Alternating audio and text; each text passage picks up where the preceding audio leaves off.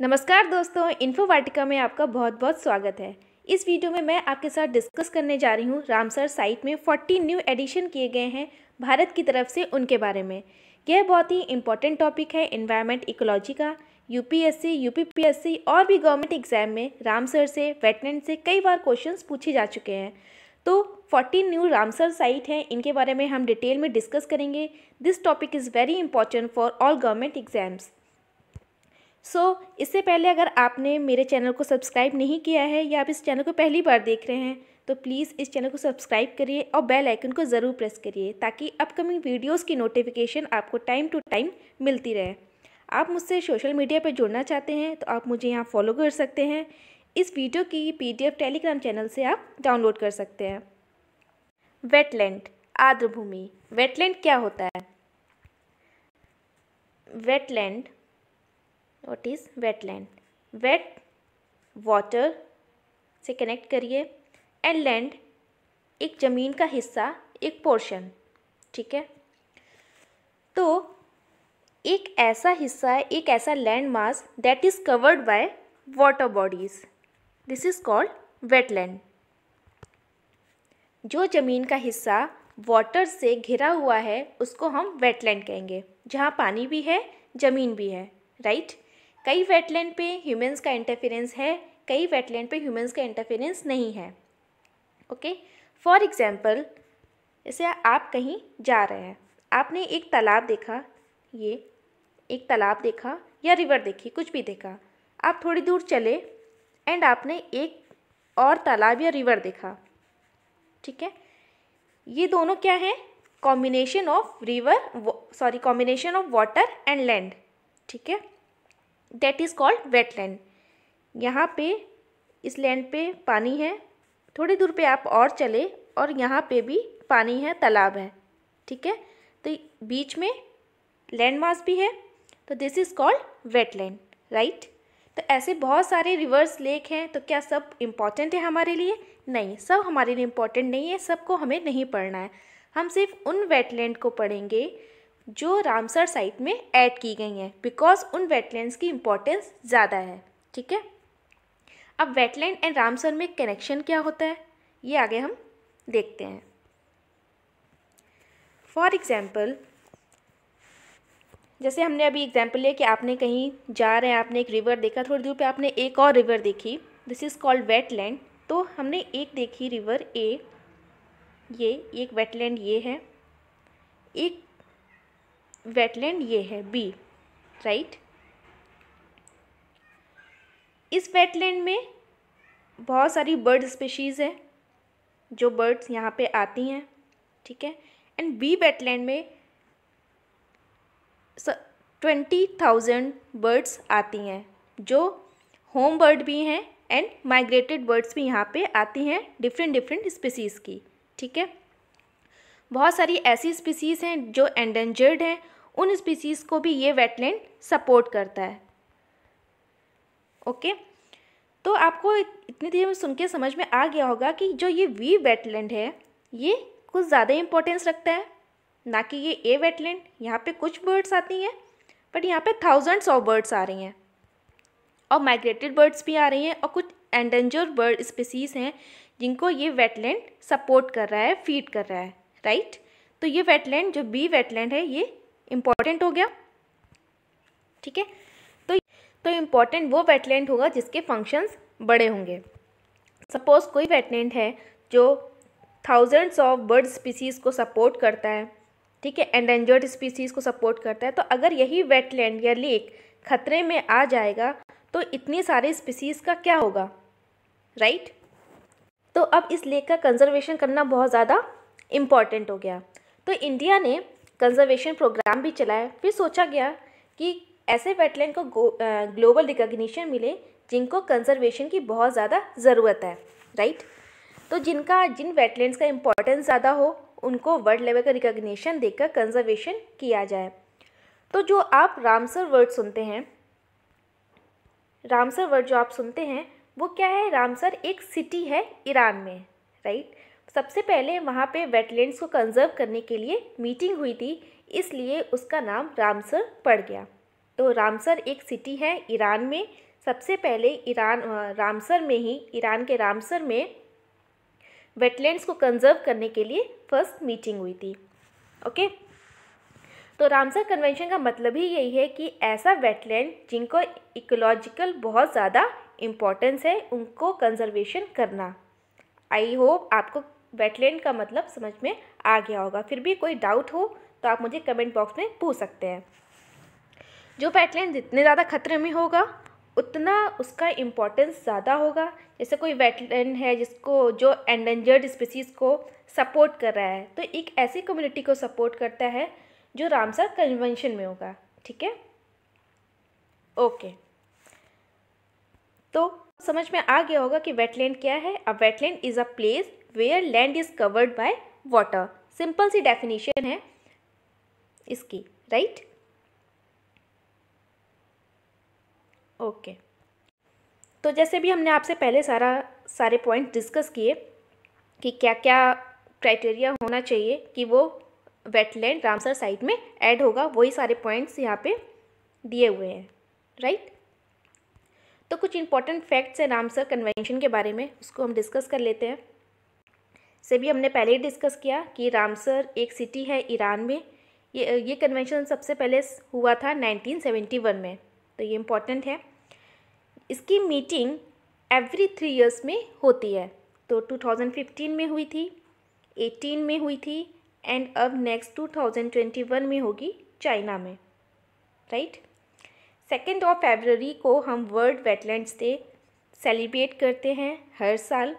आप मुझको comment box में बताइएगा कि इसकी थीम क्या है 2020 की, राइट। ओके, 2400 रामसर साइट हैं पूरे वर्ल्ड में। फर्स्ट रामसर साइट आइडेंटिफाई हुई थी 1974 में ऑस्ट्रेलिया में, राइट। सबसे ज़्यादा जो रामसर साइट्स हैं वो यूके में हैं 175 एंड देन मैक्सिको में है 142। अगर हम एरिया वाइज देखें तो सबसे ज़्यादा हैं बोलीविया में, ठीक है, एरिया वाइज बोलीविया में है एंड वैसे यूके में है 175 एंड मैक्सिको में है 142। ओके, सो कुछ ये क्वेश्चंस टाइप के हैं, ये हम डिस्कस करते हैं। How many Ramsar sites are there in India, this is very important. तो अब 41, पहले 37 थी बट अब और जुड़ गई हैं तो 41 हो गई हैं, राइट। तो कंफ्यूज नहीं होना है। कौन सी सबसे लार्जेस्ट साइट है, तो चिलिका लेक जो है लार्जेस्ट साइट है। First Ramsar site in India Chilika lake Orissa and Keoladeo national park Rajasthan, ठीक है। ये फर्स्ट रामसर साइट है इंडिया की। Okay, which is the smallest wetland in India, तो this is Renuka wetland in Himachal Pradesh. Okay, कौन से स्टेट में सबसे ज़्यादा रामसर साइट्स हैं, तो इंडिया में यूपी, अब इसमें 8 हो गई हैं, ठीक है। साउथ एशिया में हाईएस्ट नंबर किसका है रामसर साइट्स में, तो इंडिया का 41। एक क्वेश्चन है जो आप लोग को सॉल्व करना है। इस क्वेश्चन में पूछा गया है, फर्स्ट है स्टेटमेंट है कि महाराष्ट्र में ये फर्स्ट लोनार लेक है, फर्स्ट रामसर साइट है महाराष्ट्र की। करेंटली 2 वेटलैंड्स मॉन्ट्रेक्स रिकॉर्ड में ऐड हुए हैं। लद्दाख में कोई भी रामसर साइट नहीं है। तो आपको राइट आंसर बताना है। इसका राइट आंसर मैं वीडियो के लास्ट में बताऊंगी। ओके, ये सब रामसर साइट्स हैं जो इस चार्ट में दी गई हैं। इसको आप इसकी PDF डाउनलोड कर लीजिएगा और आराम से इसको आप पढ़ लीजिएगा। 41 रामसर साइट्स हैं जो उसमें पूरी दी हुई हैं। अब हम उन वेटलैंड्स को डिस्कस करेंगे जो 14 वेटलैंड्स जो रामसर साइट में अभी रिसेंटली ऐड हुए हैं, ठीक है। तो फर्स्ट है नंदूर मधमेश्वर बर्ड सेंचुरी। ये बर्ड सेंचुरी है महाराष्ट्र में, नासिक डिस्ट्रिक्ट ऑफ महाराष्ट्र। इसको भरतपुर ऑफ महाराष्ट्र भी बोलते हैं। ये महाराष्ट्र की फर्स्ट रामसर साइट है, ठीक है। ये साइट, ये सेंचुरी वेटलैंड बहुत सारे आइकॉनिक स्पीसीज़ को सपोर्ट करता है और बहुत सारे एंडेंजर्ड स्पीसीज़ को भी सपोर्ट करता है, इसलिए इसको रामसर साइट में इंक्लूड किया गया है, ठीक है। सेकंड है केशवपुर मीनानी कम्युनिटी रिजर्व। इंडिया का फर्स्ट कम्युनिटी रिजर्व है। इसका मैनेजमेंट बहुत ही अच्छा है। इसका मैनेजमेंट लोकल और फॉरेस्ट डिपार्टमेंट दोनों मिलकर करते हैं, राइट। इसकी लोकेशन है Gurdaspur district of Punjab. Asia का बिगेस्ट वेटलैंड है और ये भी बहुत सारे एंडेंजर्ड स्पीसीज़ को सपोर्ट करता है, राइट। ये पोचार्ड है, ये टर्टल है। ओके, नेक्स्ट है व्यास कंजर्वेशन रिजर्व। ये भी लोकेटेड है पंजाब में। मोर देन 500 स्पीसीज़ बर्ड हैं जो इसको सपोर्ट करती हैं, इस वेटलैंड पे आती हैं। इस वेटलैंड में पहले घड़ियाल को इंट्रोड्यूस किया गया था जो सक्सेसफुल हुआ था, बट अब इस टाइम प्लान चल रहा है कि यहाँ इस वेटलैंड में डॉल्फिन को भी इंट्रोड्यूस किया जाएगा। नेक्स्ट है नंगल वाइल्ड लाइफ सेंचुरी। ये लोकेटेड है पंजाब में, ठीक है। ये भी बहुत सारे स्पीसीज़ को सपोर्ट करता है, इंडियन पेंगोलिन, इजिप्टियन वल्चर, ऐसे बहुत सारे लेपर्ड हैं जिनको जो एंडेंजर्ड है उनको भी ये वेटलैंड सपोर्ट करता है। तो Nangal wild life sanctuary Punjab. Next है नवाबगंज बर्ड सेंचुरी। ये यूपी में है। पहले 7 थी जो यूपी में थी वेटलैंड, बट अब 8 हो गई हैं, ठीक है। तो नवाबगंज बर्ड सेंचुरी, इसको हम चंद्रशेखर आज़ाद बर्ड सेंचुरी भी बोलते हैं, जो 2015 में 2015 में इसका नाम चेंज किया गया था।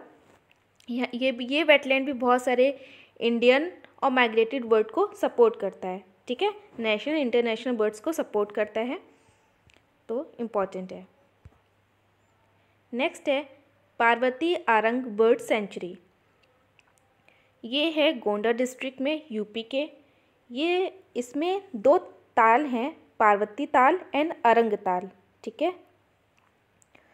यहाँ पे भी बहुत सारी माइग्रेटेड बर्ड्स देखने को मिलती हैं जो आती हैं Tibet, China, Europe, Siberia during winters, ठीक है। Samaspur bird sanctuary. Samaspur bird sanctuary located है रायबरेली में। यहाँ पे भी माइग्रेटेड और होम दोनों तरह की बर्ड्स स्पीसीज़ देखने को मिलती हैं। एनुअली यहाँ पे 70,000 बर्ड्स प्रेजेंट रहती हैं, ठीक है। नेक्स्ट है सांडी बर्ड सेंचुरी। ये है Hardoi district of UP, Hardoi में है सांडी बर्ड सेंचुरी। इसका एशियन नेम था दाहार झील, दाहार झील इसका एशियन नेम था। तो ये इम्पॉर्टेंट पॉइंट है एग्ज़ाम के लिए, क्योंकि उसमें एग्ज़ाम में काफ़ी पूछते हैं इसका एशियन नेम क्या था, लाइक दैट, ठीक है।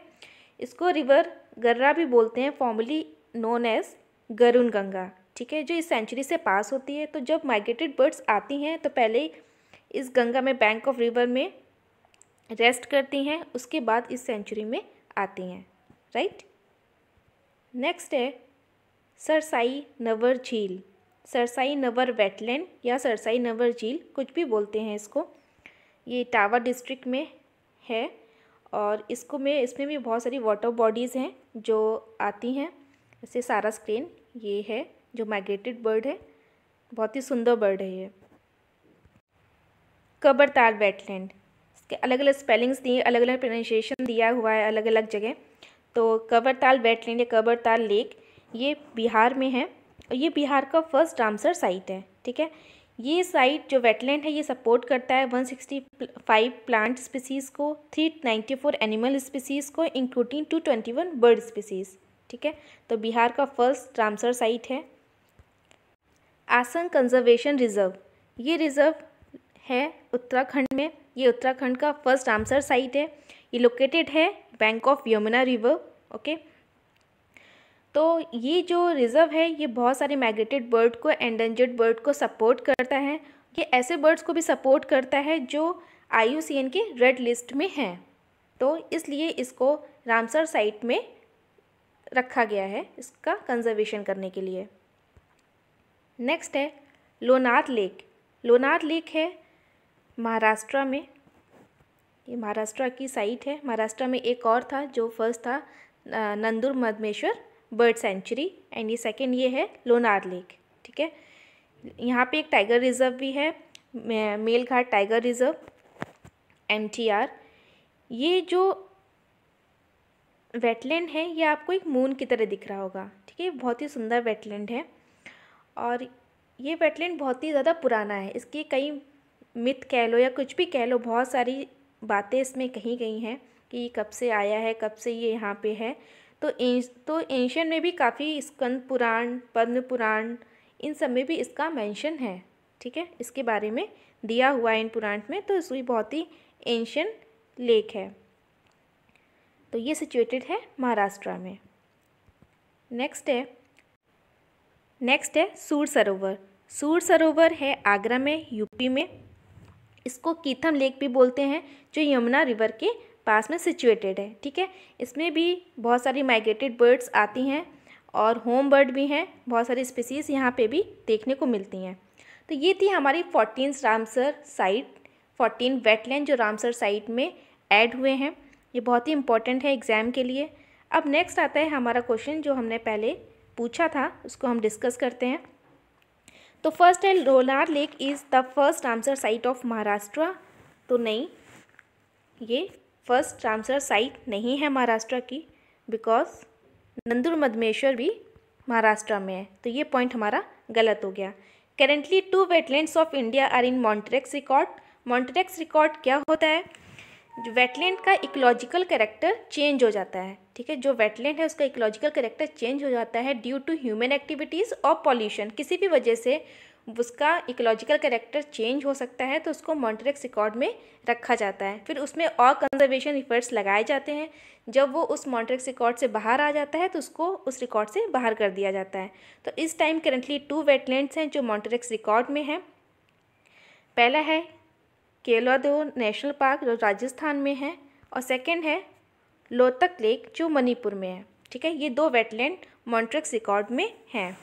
ठीक है, लद्दाख में रामसर साइट है सो मोरोरी।